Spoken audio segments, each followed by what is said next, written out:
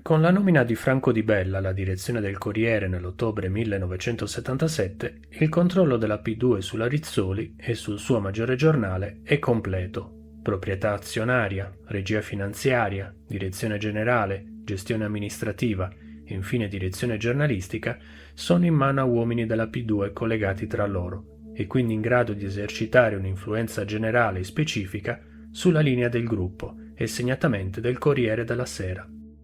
È perciò decisivo, ai fini dell'inchiesta sulla P2, sui suoi obiettivi e sui suoi strumenti, analizzare il modo in cui fu usato il Corriere, quale politica seguì, quali atti qualificanti furono in concreto compiuti durante il periodo della direzione di Bella. Il Corriere della Sera rappresenta pertanto la più importante cartina di tornasole per l'intelligenza dei meccanismi con cui la P2 ha acquistato ed esercitato il potere e per approfondire la comprensione di quale tipo di potere si sia trattato. Una prima direttrice di lettura dell'influenza e della presenza della P2 nel giornale è data, per quel che riguarda la tutela diretta, da una serie di interessi dei vertici piduistici e degli uomini che possono essere definiti membri di questo o quel settore della direzione strategica. Il Sud America diviene dalla fine del 1976 un terreno riservato all'informazione addomesticata, poiché in quel continente operano, intrecciati con quelli politici, gli interessi economici, finanziari e speculativi di Ortolani, Gelli, Calvi e anche di Rizzoli e Tassandin. Nel giugno del 1977 Gian Giacomo Foà, corrispondente da Buenos Aires, scomodo per le dittature argentine, viene trasferito a Rio de Janeiro con motivi pretestuosi. Da allora, quei pochi articoli che escono sull'Argentina sono sollecitati da Giorgio Rossi, P2, messo a capo delle relazioni esterne del gruppo. Il 12 giugno 1979 viene pubblicata in terza pagina una lunga intervista di Roberto Gervaso a Somoza, dittatore del Nicaragua, in rapporti finanziari con l'Ambrosiano di Calvi. Il 19 dicembre 1979 appare un'intera pagina di pubblicità dell'Uruguay, commissionata direttamente a Tassandin. Il 4 ottobre 1980 è la volta di un entusiastico articolo sulla designazione del generale Viola come successore del dittatore Videla.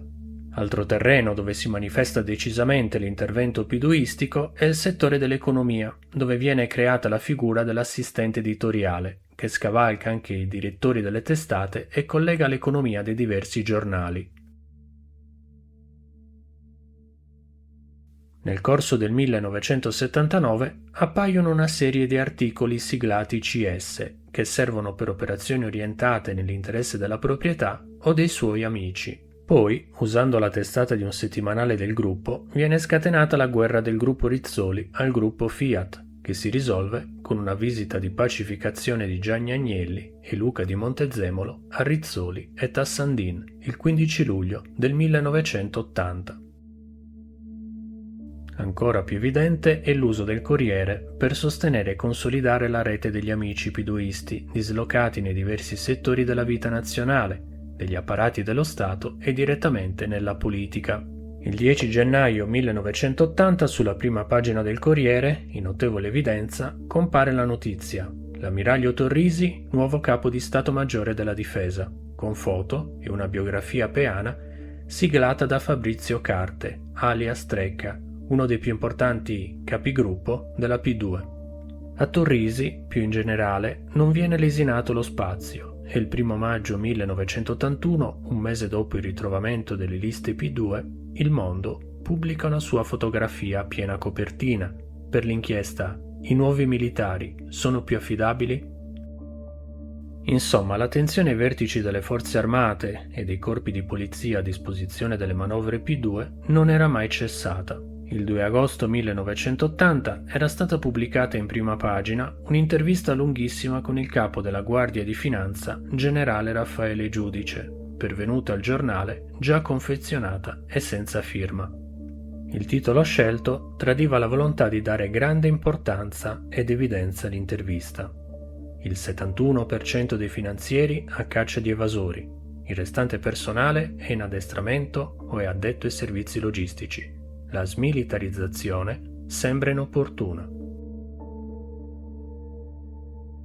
Massiccio, articolato e costante del resto l'appoggio offerto a uomini politici amici, molti dei quali appaiono anche formalmente nelle liste della P2, di cui si esaminano qui solo alcuni significativi esempi verificatisi in occasione della campagna elettorale del 1979. Gustavo Selva, DC, merita una speciale attenzione. Anche Claudio Villa, che rinuncia alla candidatura il 7 maggio, ha diritto ad una notizia ripresa il 16 maggio, quando deve recarsi per una tournée in Argentina. Il 17 maggio appare un pezzo di apertura sul Partito Socialdemocratico, con frase di Longo in sommario.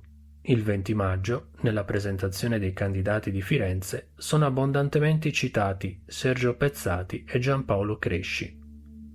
Il 23 maggio, nell'articolo Difficile flirt tra sport e politica, si trova la maniera di citare nel sommario Francesco Cosentino, DC, che torna di nuovo alla ribalta come manager del turismo l'8 giugno.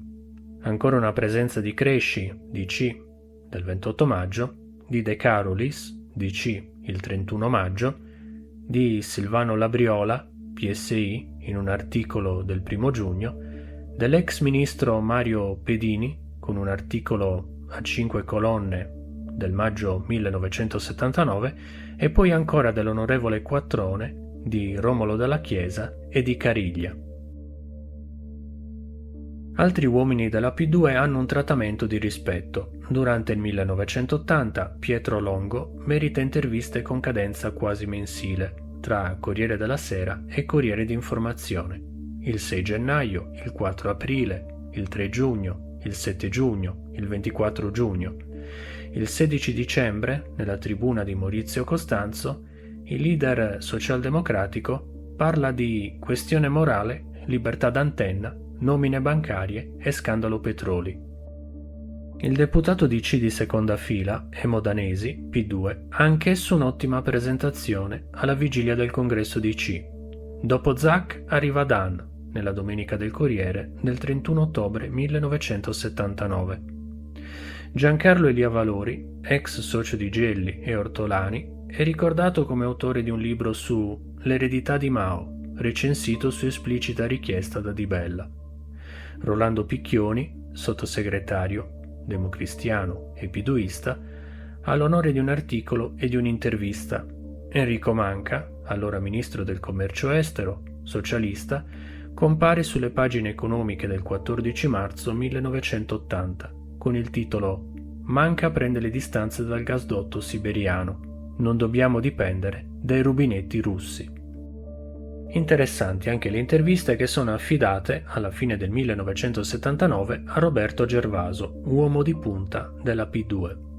La serie si apre con Andreotti il 7 ottobre, Non sono un incendiario, e prosegue con Fanfani, Spadolini, Longo, Zanone, Piccoli, Forlani, Paietta, Almirante e poi con Craxi e Bisaglia nei primi mesi del 1980 e quindi con Claudio Signorile l'8 settembre 1980 in pieno avvio dello scandalo Eni Petromin e solo un mese prima dell'intervista del 5 ottobre che l'altro giornalista di punta della P2, Maurizio Costanzo, fa a Licio Gelli.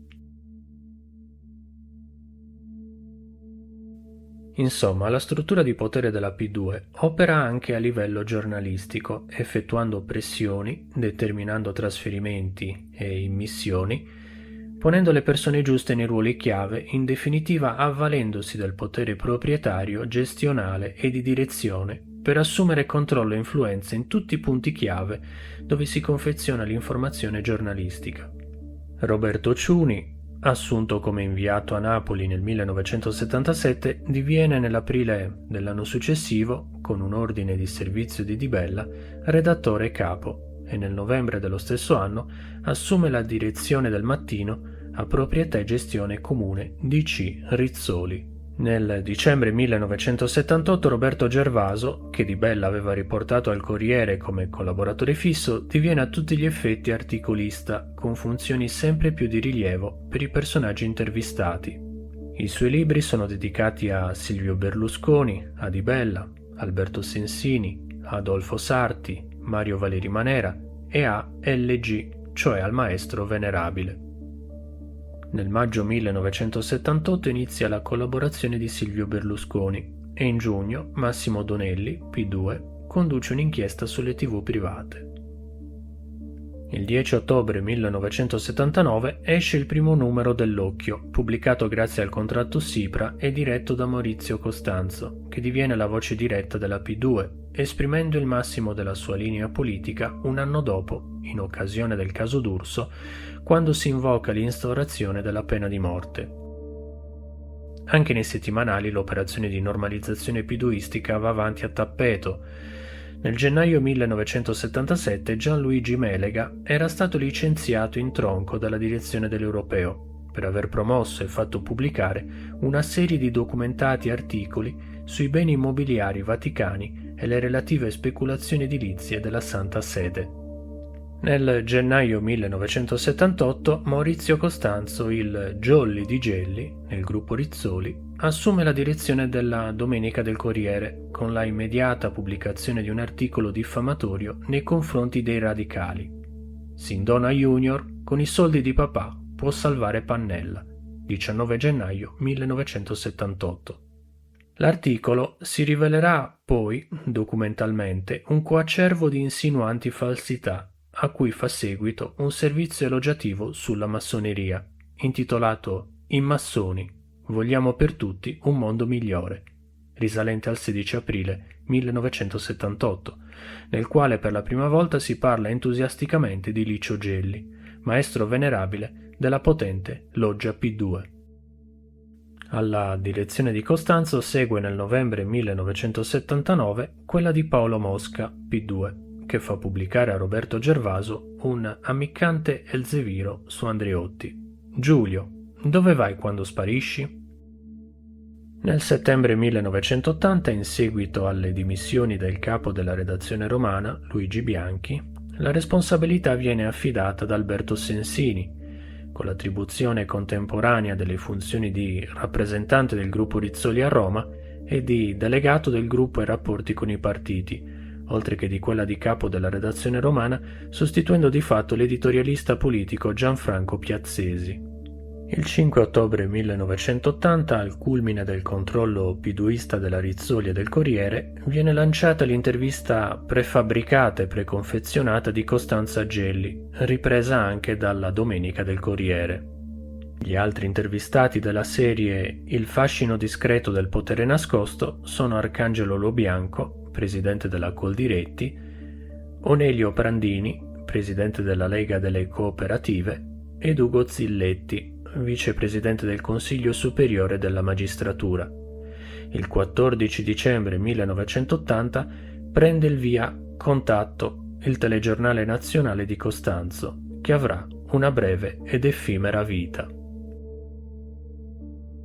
Insomma, abbiamo esaminato con esempi come l'influenza della P2 si sia esercitata lungo 4 direttrici: gli interessi dei vertici della loggia, il sostegno agli uomini della P2 in diversi settori dello Stato, dell'amministrazione e di altre strutture, i favori e l'attenzione per i politici amici, iscritti o no alla loggia, e con le manovre sui giornalisti responsabili della confezione del prodotto informazione. Al di là di queste osservazioni analitiche, occorre tuttavia valutare quale sia stata sostanzialmente la linea del Corriere della Sera lungo un quadriennio, non soltanto per restare al periodo di completo dominio degli uomini della P2, giacché sarebbe superficiale considerare il comportamento del quotidiano come compatto, omogeneo e lineare e al tempo stesso come risultante della somma degli interessi particolari difesi e delle operazioni di giornalisti singoli o collegati tra loro nei riguardi del problema P2.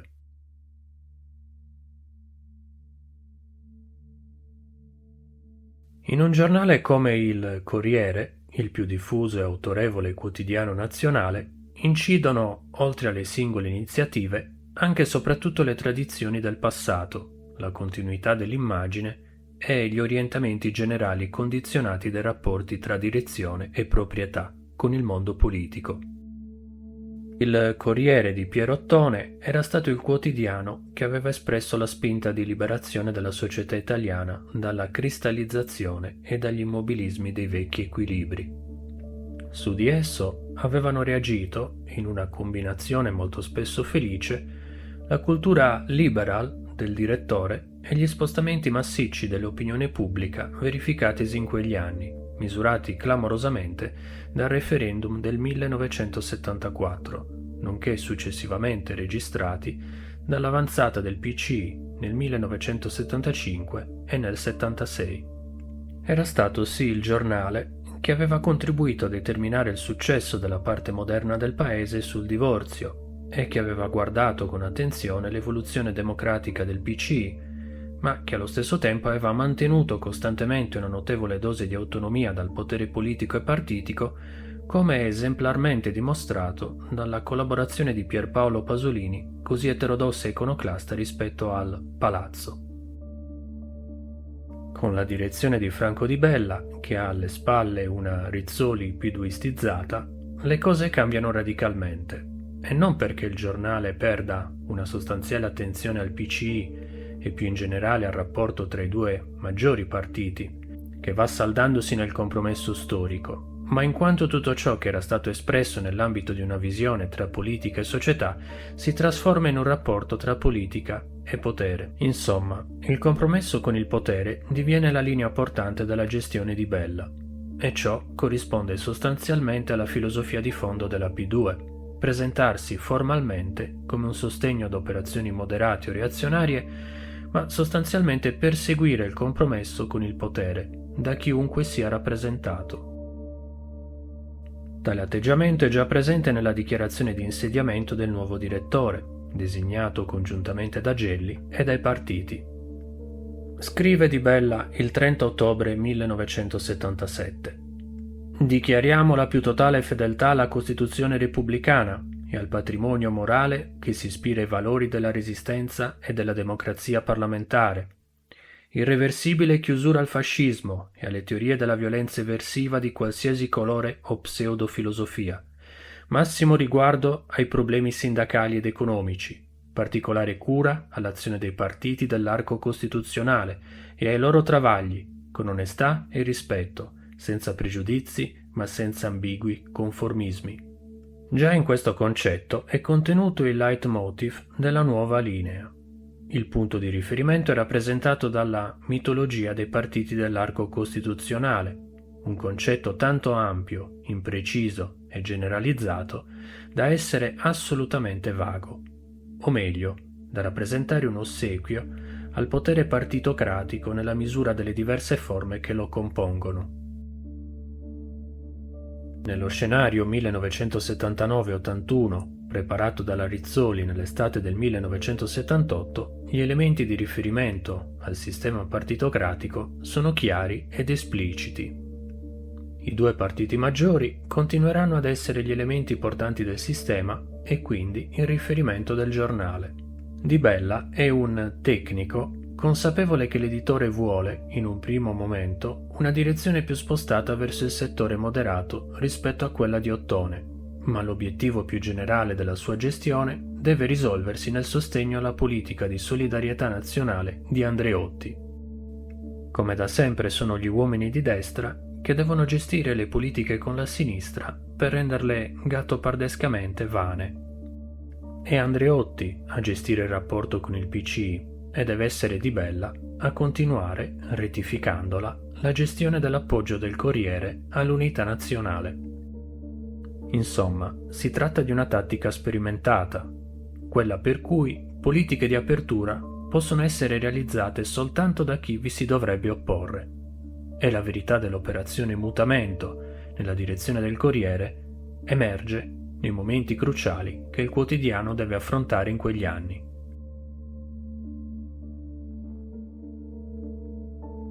Il primo momento della verità è il caso Moro, intervenuto meno di 6 mesi dopo l'insediamento di Di Bella. Il mondo giornalistico si lacera sulle posizioni da assumere in quei tragici giorni, dal rapimento dell'onorevole Moro, il 16 marzo, al suo assassinio del 9 maggio 1978. Il 18 marzo, il Corriere spara un titolo in prima pagina. Caccia casa per casa alla prigione di Moro. Andreotti studia con i capi partito un piano contro le BR. Si parla di trattative segrete. ma il Viminale smentisce. Il tono è quello del sostegno alla efficienza dello Stato, che non c'era affatto, e di appoggio incondizionato al governo e alla linea scelta dal PCI di Pecchioli e dalla DC di Andreotti. Nessun dubbio nutre il Corriere sulle istituzioni parlamentari che sono state messe in mora a favore delle trattative e dei conciliabili tra i partiti. Anzi, sono proprio questi ad essere esaltati. L'informazione giornalistica esalta quel potere reale e sostitutivo dei partiti e dei loro vertici che ha esautorato i meccanismi e le procedure democratiche a cui pure, ripetutamente, l'onorevole Moro, in prigionia, si appella. Insomma, il potere partitocratico è il referente di Di Bella, a scapito della legalità democratica. Quando poi si tratta di scegliere fra una linea di informazione che avrebbe facilitato il dialogo per la salvezza di Moro e una linea di chiusura, Di Bella non ha esitazioni. Quel giornale e quel direttore che pure avevano tante volte amplificato i truculenti messaggi delle BR, riproducendoli con gran rilievo, questa volta imboccano la strada della cosiddetta fermezza, in realtà del piano inclinato che favorirà l'assassinio del leader DC. In questo passaggio drammatico, il Corriere in prima fila nell'opera di denigrazione e stravolgimento della verità di Moro e su Moro, descrivendolo come un uomo che non ha la capacità di intendere e di volere e come uno strumento impazzito nelle mani di burattinai e in definitiva un uomo non più padrone di se stesso. Il 30 marzo 1978 titolo a caratteri cubitali. Le Brigate Rosse hanno costretto Moro a proporre con una lettera uno scambio. E più sotto il fondo. Ma la Repubblica non sarà mai loro prigioniera. Più sotto ancora questo commento. Chi ha scritto questa lettera? L'ha scritta Aldo Moro? O l'ha scritto un uomo che ha lo stesso nome e lo stesso volto ancora Aldo Moro, ma ridotto all'impotenza da una crudele prigionia, isolato, forse stordito da droghe o altro, nel suo stesso controllo psichico? La seconda ipotesi sembra la più probabile, anzi, autorizza la certezza.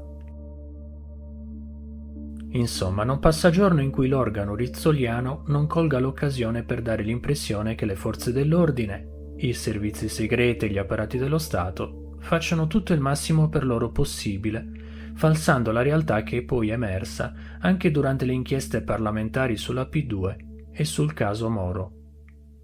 Negli ultimi giorni di prigionia, allorché più intense si fanno le iniziative per trovare una via d'uscita, il Corriere diviene sempre più schierato e lapidario.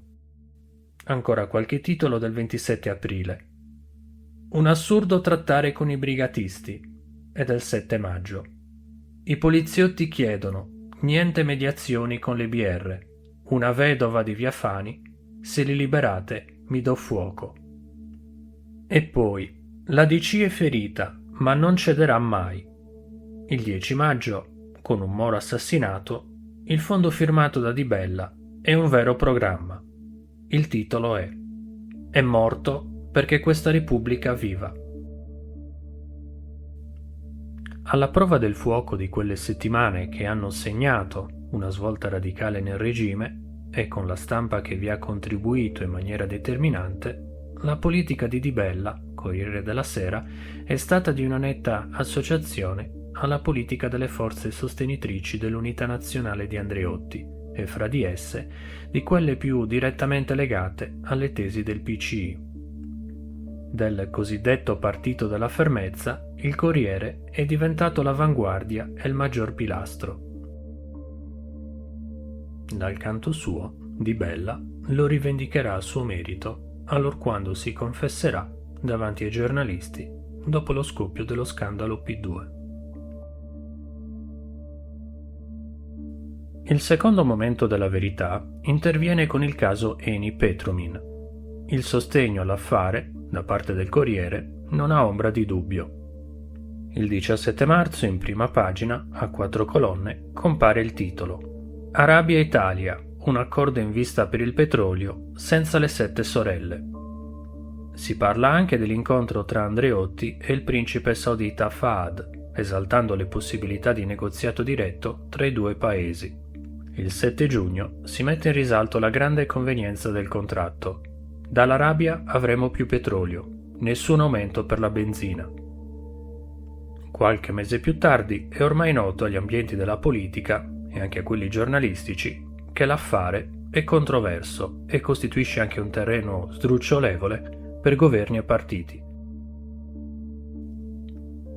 Il Mondo, rizzoliano, vorrebbe anticipare lo scandalo con un servizio da pubblicare il 19 ottobre, intitolato Odore di tangenti, i ministri degli esteri e delle partecipazioni statali e la Presidenza del Consiglio indagano sulla fornitura di petrolio che l'ENI ha ottenuto in Italia. Sta per scoppiare un nuovo scandalo? L'articolo viene bloccato da un intervento di Andreotti su Rizzoli per evitare che sia stampato. Il Corriere fa da pompiere per accreditare la liceità delle tangenti. Il 27 ottobre titola Petrolio saudita, autorizzata la tangente Eni, con un richiamo alla lettera di Stammati autorizzante l'operazione con l'Arabia Saudita. L'8 ottobre viene lanciata la tesi che l'eventuale blocco dell'affare danneggerebbe grandemente la credibilità internazionale dell'Italia. Scrive il Corriere.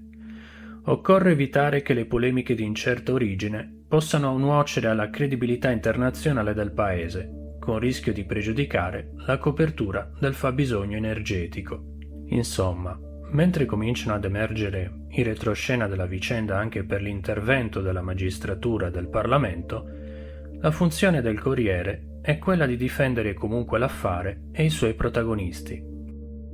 All'inizio di dicembre si agita lo spettro minaccioso della mancanza di petrolio. Da domani iniziano i blackout.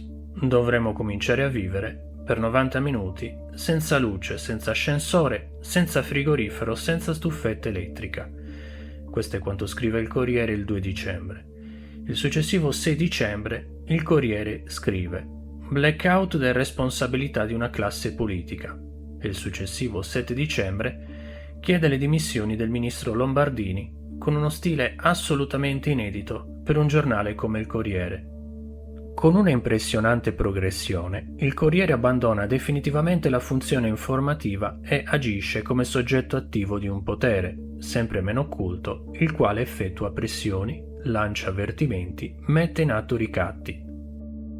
L'11 gennaio appare un corsivo, intitolato Ai lettori, non firmato, in cui il gruppo Rizzoli scende direttamente in campo. I riferimenti presenti nell'articolo sono chiaramente riferibili a Formica. Leggiamo. Sconcerta davvero che a personaggi simili sia stata affidata la gestione amministrativa di un grande partito. È su tale gestione che si dovrebbe fare chiarezza di fronte a rilevanti esposizioni bancarie e a oneri finanziari superiori per ammontare a tutti i contributi previsti dalla legge dello Stato. È l'avvertimento mafioso di Gelli, Ortolani e Calvi ed un chiaro riferimento ai finanziamenti fatti dall'Ambrosiano al PSI. Vale la pena a questo punto aprire una breve parentesi sull'atteggiamento assunto dal Partito Socialista nei confronti dell'affare Eni-Petromin. A preoccuparsi particolarmente furono Bettino Craxi e Rino Formica, allora segretario amministrativo del PSI. Il timore era che una parte consistente di quel denaro potesse rientrare clandestinamente in Italia e trasformarsi in una vera e propria massa di manovra politico-finanziaria, denaro capace di sostenere gruppi editoriali, finanziare operazioni politiche e, più in generale, modificare gli equilibri di potere.